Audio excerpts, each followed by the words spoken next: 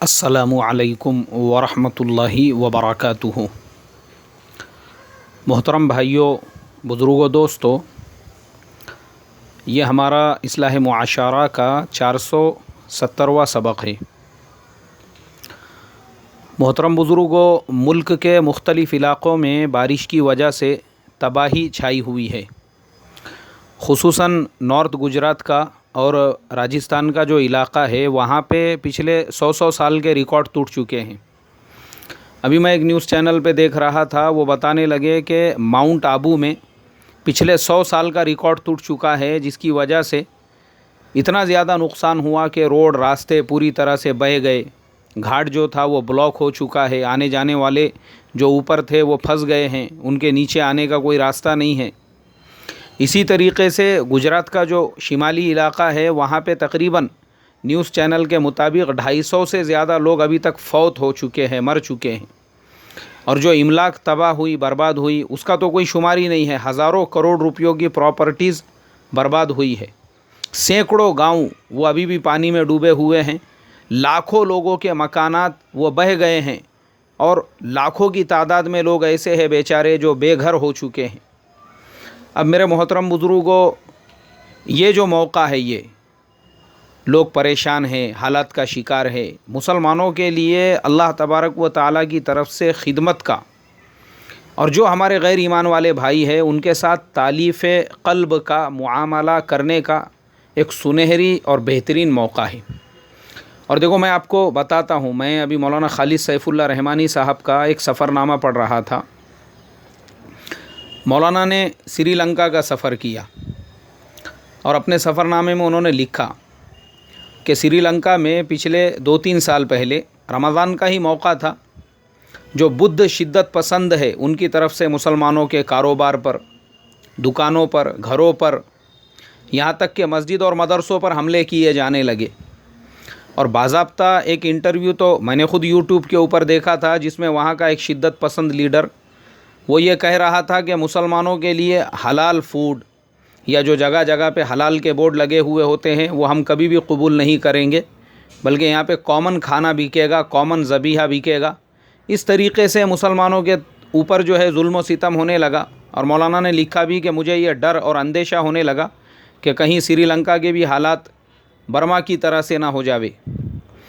مگر اس کے بعد میں وہاں پر پانی کا سیلاب آیا، طوفان، اور لوگوں کے مکانات بہہ کر چلے گئے، ہزاروں لوگ بے گھر ہو گئے۔ مگر قابل تعریف ہے وہاں کے مسلمان اور وہاں کی مسلمانوں کی اور علماء کی جو تنظیم ہے پورے سری لنکا کی، ان لوگوں نے متفقہ مشورے سے یہ طے کیا کہ بھائی مسجدوں کے دروازے، مدرسوں کے اور مکاتب کے دروازے ہمارے جو غیر ایمان والے بھائی ہیں، بدھ سماج کے یا جو تمل بھائی ہے وہاں پر، ان لوگوں کے لیے کھول دو، اور ان کو مسجدوں کے اندر، مدرسوں کے اندر، مکاتب کے اندر جگہ دو، جب تک کہ ان کے گھر وغیرہ دوبارہ سے نہیں بن جاتے۔ مسلمانوں نے ایسے اخلاق کا معاملہ کیا کہ مسلمانوں نے مسجدیں کھول دی، مسلمانوں نے مدرسے کھول دیے، مکاتب کھول دیے، اور وہاں پہ ان لوگوں کو پناہ دی، اور پناہ دینے کے بعد جب ان لوگوں کے اپنے گھروں کے انتظامات ہو گئے، پھر وہ لوگ چلے گئے۔ یہ اخلاق، یہ کردار کا یہ وہاں پر ریئیکشن پڑا وہاں کی عام عوام کے اوپر، کہ جو شدت پسند تنظیمیں وہاں پر تھی، لوگوں نے ان کی مخالفت شروع کر دی۔ اور یہاں تک کہ مسلمانوں کے اخلاق سے وہاں کے وزیر اعظم بھی متاثر ہوئے، اور وزیر اعظم نے باضابطہ اپنے ایک اسپیچ میں، اپنے ایک بیان میں وہاں کی عوام سے کہا کہ لوگوں، ان مسلمانوں کی قدر کرو، یہی وہ مسلمان ہیں جنہوں نے تمہیں رہنے کے لیے اپنے مسجد، مدرسے اور مکتبوں کے دروازے کھول دیے تھے۔ یعنی دیکھو وقت کیسے پلٹ گیا۔ اللہ تبارک و تعالیٰ نے بالکل، انہوں نے قرآن کی وہ جو آیت ہے، وہ تفسیر مجھے بالکل میرے ذہن کے سامنے اور نظروں کے سامنے جو ہے وہ آیت آ گئی۔ کون سی آیت؟ ایک دم عام، میں اور آپ اکثر ہم لوگ اپنے بیانوں کے اندر، اور عموماً ہمارے تبلیغ سے جڑے ہوئے جو لوگ ہیں، وہ ان آیتوں کو اپنے بیانوں کے اندر پیش کرتے ہیں۔ وَمَنْ أَحْسَنُ قَوْلًا مِّمَّنْ دَعَا إِلَى اللَّهِ وَمَنْ أَحْسَنُ قَوْلًا مِّمَّنْ دَعَا إِلَى اللَّهِ وَعَمِلَ صَالِحًا وَقَالَ إِنَّنِي مِنَ الْمُسْلِمِينَ وَلَا تَسْتَوِي الْحَسَنَةُ وَلَا السَّيِّئَةُ ادْفَعْ بِالَّتِي هِيَ أَحْسَنُ فَإِذَا الَّذِي بَيْنَكَ وَبَيْنَهُ عَدَاوَةٌ كَأَنَّهُ وَلِيٌّ حَمِيمٌ۔ اب پرابلم ہمارا یہاں پر یہ ہے کہ ہم لوگ ہیں مفاد پرست اور خود غرض۔ تو اس لیے ہم اس آیت کا خالی شروع کا حصہ بیانوں میں ٹھوکتے ہیں، ومن احسن قولا ممن دعا الی اللہ، اس سے بہتر کس کی بات ہو سکتی ہے جو لوگوں کو اللہ کی طرف بلائے۔ ارے بات کا کیا تیرا باپ بولیں گا، بات کا حصہ وہ بھی تو بولنا، اس کی بھی تفسیر بیان کر، اس کا بھی ترجمہ پیش کر، اس کے آگے اللہ نے کیا فرمایا ہے۔ مفاد پرستی، خود غرضی کی حد اور انتہا ہم نے کر دی، جتنا اپنے فائدے کا اتنا قرآن میں سے لینے کا اور باقی کا دینے کا چھوڑ کے۔ آگے کے حصے میں اللہ نے کہا کہ اگر کوئی تمہارے، جب تم لوگوں کے سامنے حق کی بات کرو گے تو لوگ تمہارے درمیان میں جو ہے راستے میں روڑے ڈالیں گے، بد اخلاقی سے پیش آئیں گے، تکلیفیں دیں گے۔ وَلَا تَسْتَوِي الْحَسَنَةُ وَلَا السَّيِّئَةُ، برائی کو اچھائی سے دور کرو، برائی کو برائی سے مت دور کرو۔ ادفع باللتی ہی احسن، اس کو اچھائی سے دور کرو۔ بعد میں کیا ہوگا؟ فَإِذَا الَّذِي بَيْنَكَ وَبَيْنَهُ عَدَاوَةٌ كَأَنَّهُ وَلِيٌّ حَمِيمٌ، اللہ درمیان کے غلط فہمیوں کو، دشمنیوں کو دور کریں گے، اور اس کے بعد ایسی محبت پیدا ہوں گی آپس میں، ایسا دلوں کے اندر جو ہے ایک ایسا یعنی کشش پیدا ہوں گی، اور ایسی ایک دوسرے کے لیے جو ہے اٹریکشن پیدا ہوگا کہ وہ ایک مثالی چیز بن جائیں گی۔ یہ قرآن میں اللہ نے فرمایا۔ آج محترم بزرگوں، یہ سری لنکا کے مسلمانوں نے پریکٹیکل اس آیت کو کر کے دکھایا۔ انہوں نے برائیاں کی، ہوٹلوں پہ حملے کیے، مسجدوں پہ حملے کیے، مسلمانوں کے خلاف زہر اگلا، لیکن جب وہ حالات کا شکار بنے، مسلمانوں نے اپنے اخلاق بتائے، انہوں نے برائی کو اچھائی سے دور کیا، اور اس کا اثر یہ ہوا کہ آج وہی لوگ مسلمانوں کے غلام بنے ہوئے ہیں، اور ان مسلمانوں کے لیے دین کے کام کرنے کے لیے پورا میدان کھل چکا ہے۔ اس لیے مولانا نے آگے لکھا کہ پوری دنیا میں مکاتب کا جو نظام میں نے وہاں پر دیکھا ہوں، مجھے کہیں پر بھی نظر نہیں آیا۔ ایک چھوٹے سے ملک میں مکتب کے پورے سسٹم کو انہوں نے کیسے قابو میں کیا اور دین کی محنتوں کو کیسے قابو میں کیا، وہ ایک مثالی ہے بولے۔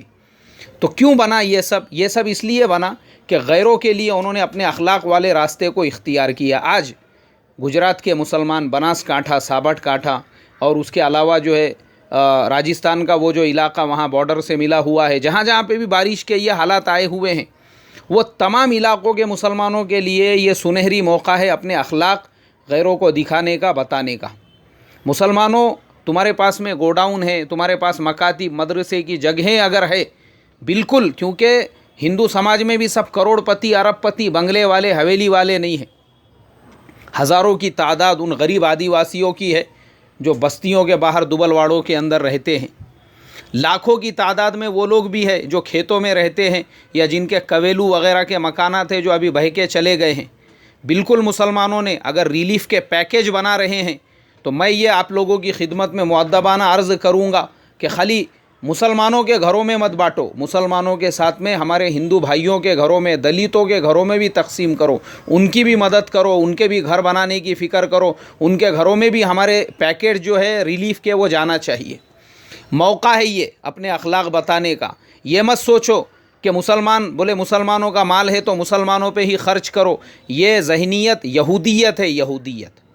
اس طرح کی نچلی اور اس طرح کی اوچھی ذہن کے جو لوگ ہوتے ہیں، جو لوگ بھی یہ بات کرتے ہیں کہ نہیں اپنا سوچو، اپنے علاقے کا سوچو، اپنے برادری کا سوچو، اپنے سماج کا سوچو، اپنی ذات کا سوچو، یہ برادری، یہ ذات، یہ سماج، یہ علاقہ، جس کے ذہن میں یہ بات پیدا ہو گئی، چاہے اس کا جبہ زمین کو ٹچ کرتا ہو اور پاجامہ اس کا گھٹنوں تک ہو، یاد رکھے وہ یہودیت والے راستے پہ چل رہا ہے۔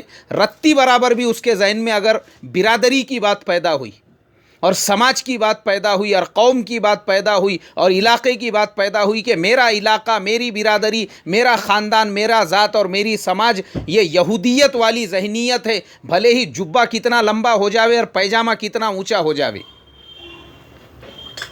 اس لیے کہ اللہ تبارک و تعالیٰ نے اپنے نبی کو پورے عالم کے لیے، کہیں پر بھی اللہ نے آپ کو مسلمانوں کا نبی نہیں کہا، مومنوں کا نبی نہیں کہا، ہر جگہ پورے نبیوں کے لیے، پورے نبیوں کی زندگیاں دیکھو، پورے قرآن کو اٹھا کر دیکھو، جہاں پر بھی آپ دیکھیں گے اللہ تبارک و تعالیٰ نے فرمایا کہ ہم نے آپ کو انسانوں کے لیے بھیجا۔ اللہ کے نبی کو فرمایا رحمت للعالمین، ہم نے آپ کو عالموں کے لیے، مسلمانوں کے لیے نہیں، تب پوری انسانیت کے لیے بھیجا۔ تو میرے محترم بزرگوں، ہمارے نبی نے دنیا سے یہ فرق کو ختم کیا۔ اگر آپ کو اور ڈیٹیل میں سننا ہے تو میرا آخری جمعہ کا جو سیرت کا بیان تھا 21 نمبر، اسے آپ سنو، آپ کو اور اچھی طرح سمجھ میں آئے گا. ہمارے نبی نے یہ ذات، یہ برادری، یہ خاندان، یہ پاندان، یہ علاقہ، اس کو ختم کیا اور کہا کہ میں یہ سب یہ جو ذات برادری اور تعصب پرستی ہے میں اس کو ختم کرنے کے لیے آیا ہوں. تو اس کے لیے محترم بزرگوں میں اللہ تبارک و تعالیٰ سے یہی دعا کروں گا. ابھی اذان بھی شروع ہو چکی ہے. اللہ مجھے آپ کو عمل کی توفیق عطا فرمائے اور اللہ تبارک و تعالیٰ ہم تمام کو ہر سماج کے لیے، چاہے کسی بھی سماج، کسی بھی برادری، کسی بھی خاندان کا ہو، اپنے اخلاق، اپنے کردار کے ذریعے سے اس موقع کا فائدہ اٹھا کر ان کے دلوں میں اسلام کی، مسلمانوں کی عظمت پیدا کرنے، محبت پیدا کرنے کی توفیق عطا فرمائیں. السلام علیکم ورحمۃ اللہ وبرکاتہ.